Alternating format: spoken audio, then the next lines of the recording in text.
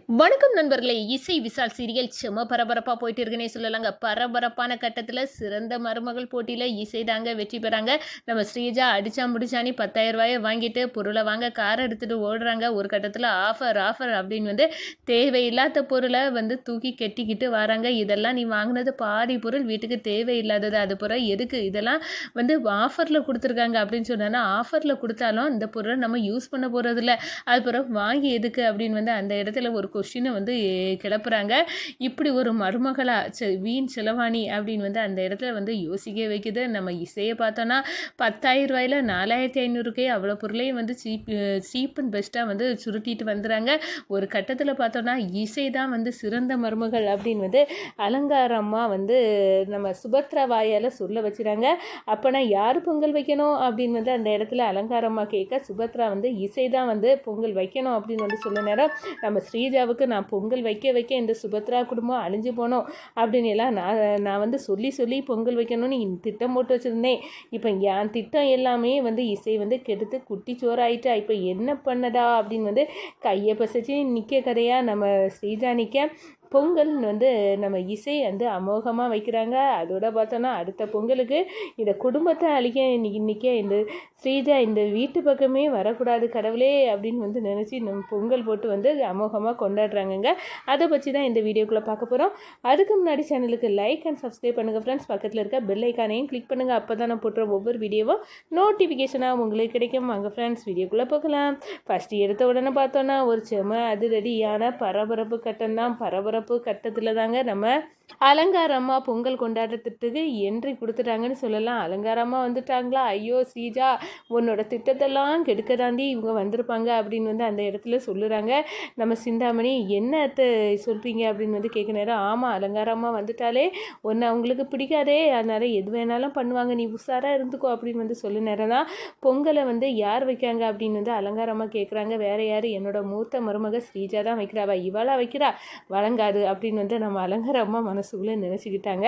அதோட பார்த்தோன்னா சுபத்ரா இதெல்லாம் தப்பு, இவன் மட்டும் எப்படி பொங்கல் வைக்க முடியும், 2 பேர் இருக்காங்கன்னா 2 பேரும் சேர்ந்து தானே பொங்கல் வைக்கணும் அப்படின்னு சொல்ல நேரம், இல்லை நான் மூத்த மருமகளுக்கு தான் முக்கியத்துவம் கொடுத்து அவள் தான் பொங்கல் வைக்கணும் அப்படின்னு நினைக்கிறேன் அப்படின்னு சுபத்ரா சொல்ல நேரம், சுபத்ரா நான் இருக்க நேரம் நீ இப்படியெல்லாம் திட்டம் முடிவியா, அதெல்லாம் நடக்காது. இப்போ சிறந்த மருமக யார் அப்படின்னு ஒரு போட்டி வச்சாகணும். அந்த போட்டியில் யார் வெற்றி பெறாங்களோ அவங்க அது கையால் தான் பொங்கல் போடணும் அப்படின்னு சொல்ல நேரம், போட்டியா அப்படின்னு ஸ்ரீஜா மேலங்கீழையும் பார்க்க நேரம் தான், ஆமாம் போட்டி, என்ன போட்டி, நான் ஆளுக்கு 10,000 ரூபா தாரேன், அந்த 10,000 ரூபாய்க்கு கொண்டு பொருளை வாங்குங்க, வீட்டு தேவைக்கு ஒரு மாதத்துக்குள்ள பொருளை யார் சீப் அண்ட் பெஸ்ட்டாக வாங்கிட்டு வராங்களோ அவங்க தான் சிறந்த மருமகள்னு நிரூபிக்கப்படும், அவங்க தான் இந்த பொங்கல் போட தகுதியானவங்க அப்படின்னு நம்ம அலங்காரமாக சொல்ல, சரி இப்போ பொங்கல் போடுறதுக்கு எல்லாத்தையும் ரெடி பண்ணுங்க அப்படின்னு அந்த இடத்துல சொல்லிக்கிட்டு நேராக காரை எடுத்துகிட்டு நம்ம ஸ்ரீஜா 10,000 ரூபாய்க்கு நான் பொருளை முதல்ல வாங்கிட்டு வரேன் அப்படின்னு பொருளை வாங்க ஓடுறாங்க. இந்த சைடு பார்த்தோன்னா நம்ம இசை 2 வீலரில் நான் பொருளை வாங்கிட்டு வரேன்னு 10,000 ரூபாய் வாங்கிட்டு போகிறாங்க. இங்கே ஒரு பெரிய மாலுக்கு போகிறாங்க ஸ்ரீஜா. அங்கே தான் ஆஃபர்னு நூடுல்ஸ் அது எதுன்னு அள்ளி கட்டி பறக்கிக்கிட்டு ஓடி வராங்கன்னு சொல்லலாம். இந்த சைடு பார்த்தோன்னா நம்ம இசையை காட்டுறாங்க. நம்ம இசை சீப் அண்ட் பெஸ்ட்டாக ஒரு அண்ணாச்சி கடையில் போயிருந்து செலக்ட் பண்ணி பொருட்களை வாங்கிக்கிட்டு வராங்க. இங்கே என்ன இவ அரிசி மூட்டையை தூக்கிட்டு வர அப்படின்னு இருக்கும் மேலையும் கீழையும் பார்க்குறாங்க. என்ன நீ இந்த மூட்டையை தூக்கிட்டு வந்துட்டா உன்னை சிறந்த மருமகள் ஆயிருவியா, உனக்கு சரியான ஆப்பு ஸ்ரீஜா வைப்பாடி அப்படின்னு ருக்கு மனசில் கங்கணம் கட்டிகிட்டு இருக்கா. நம்ம ஸ்ரீஜா முதல்ல அவங்க வாங்கிட்டு வந்த பொருளெல்லாம் காட்டுறாங்க. எல்லாமே ஆஃபர், இதுக்கு மேலே பெஸ்ட்டாக யாருமே வாங்க முடியாது, நான் தான் சிறந்த மகள்னு பட்டத்தை கெட்ட போகிறேன் அப்படின்னு அந்த இடத்துல காவலோடு இருக்கவங்களுக்கு தான் செம்ம ஆப்பா இருக்குது. பாதிக்கு மேலே பொருள் தேவையில்லாததை வாங்கியிருக்கிறியே ஸ்ரீஜா அப்படின்னு அந்த இடத்துல சொல்லுறாங்க. வீண் செலவாணி மருமக இவ தான் அப்படின்னு அந்த இடத்துல சொல்ல வச்சுறாங்க. நம்ம அலங்காரமாக எதுக்காகடி இதெல்லாம் வாங்கினா, இதெல்லாம் நீ தின்னு பிறக்கிறதுக்காக வாங்கினா, இதெல்லாம் வாங்கி வேஸ்ட்டாக தானே வீட்டில் இருக்க போது, ஆஃபர் நீ தேவையில்லாத பொருட்களை வாங்கி பணத்தை அவ்வளோ ஒரு மாதத்துக்குள்ளதையும் செலவழிச்சிட்டு வந்திருக்கு, இது சிறந்த மருமகளா, நீனே சொல்லு சுபத்ரா அப்படின்னு கொஸ்டின் போட நேரம் நம்ம சுபத்ரா அப்படியே மிரண்டு போய் நிற்கிறாங்க. ஸ்ரீஜாவுக்கு சப்போர்ட் பண்ண அலங்காரம் நம்மளை தொலியை உரிச்சிடும் போல் இருக்க, இப்போ என்ன பண்ணலாம் அப்படின்னு அந்த இடத்துல முணுமுணுக்க ஆரம்பிச்சிட்டாங்க நம்ம அலங்காரத்தை பார்த்து நம்ம ஸ்ரீஜா. அதே நேரத்தில் பார்த்தோன்னா நம்ம இசை அப்படியே நான் வாங்கிட்டு வந்திருக்கேன் அப்படின்னு வந்து சொல்லுறாரு. என்ன இந்த மூட்டையை மட்டமாக வாங்கிட்டு வந்தா? இல்லை, நான் வந்து பாதி பொருள் என் டூ வீலரில் கொண்டு வர முடியாது, அந்த அண்ணாச்சி தூக்கிட்டு நான் கொண்டு வந்துடுறேன் அப்படின்னு வந்து சொல்லியிருக்காங்க. இப்போ எல்லாம் வந்துடும் அப்படின்னு வந்து சொல்லிட்டு இருக்க நேரம் எல்லாம் வாங்கிட்டு வந்தாச்சு. இப்போ 10,000 ரூபாய்க்கே நீ வாங்கிட்டியா அப்படின்னு சொல்லிடுறேன். இல்லைம்மா, நான் 4,500க்கு தான் வாங்கியிருக்கேன், மீதி 5,500 பணம் இன்னும் இருக்குது அப்படின்னு வந்து தூக்கி கொடுக்குறாங்க. இதை நான் மிச்சப்படுத்திட்டேன். நான் வாங்கினதெல்லாம் பிராண்டடாக இல்லாமல் இருக்கலாம், ஆனால் வந்து நல்ல தரமான ப்ராடக்ட் தான், இதை பார்த்துக்கிடுங்க. இன்னும் பாருங்கள், சர்க்கரை இதெல்லாம் வாங்கிட்டு வந்திருக்கேன். இதெல்லாம் வந்து எதுக்கு வந்து வாங்கிட்டு வந்திருக்கேன்னா, இதெல்லாம் நம்ம மாமாவுக்கு தான், அவங்க சுகர் வந்து சீனி யூஸ் பண்ண மாட்டாங்க, அதனால் நாட்டு சர்க்கரை பொருளெல்லாம் வாங்கிட்டு வந்திருக்கேன். இதெல்லாம் மாமாவுக்குன்னு பார்த்து பார்த்து வாங்கினேன், இதெல்லாம் நம்மளுக்கு அப்படின்னு வந்து அந்த இடத்துல தரம் பிரித்து ஒவ்வொன்றும் அழகாக நம்ம இசையை வாங்கிட்டு வர எல்லார் மனசும் குளிர்ந்து போகு. சொல்லு அப்படின்னு வந்து சுபத்ராட்ட அலங்காரம் வந்து கேட்குறாங்க. யார் சிறந்த மருமக? இதை வச்சே உனக்கு தெரியலையா சுபத்ரா? சொல்லு உன் வாயால். என் வாயில் சொல்லதுக்காக நான் சொல்கிறேன்.